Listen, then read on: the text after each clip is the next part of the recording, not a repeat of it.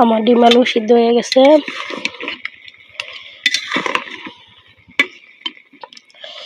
আমি এটা নামিয়ে নেব। হ্যালো, আসসালামু আলাইকুম। আজকে আমি রান্না করব ডিম আলু। এটা আমার অনেক পছন্দের একটা খাবার।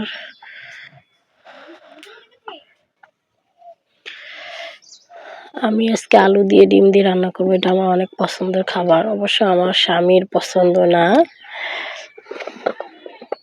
মাছ খাইতে খাইতে আমার মাছ খেতে মন চায় না, তাই নতুন কিছু খাওয়া। নতুন আলু, এই হচ্ছে ডিম।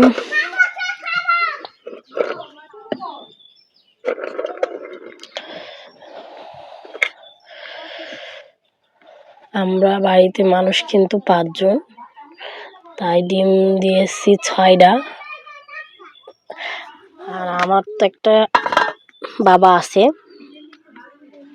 সেই বাবার জন্য দিব মুরগির ডিম। ওরে হাঁসের ডিম খাওয়াই না, এই হচ্ছে দিলাম মুরগির ডিম। ডিমটা আমি এখন সিদ্ধ করব।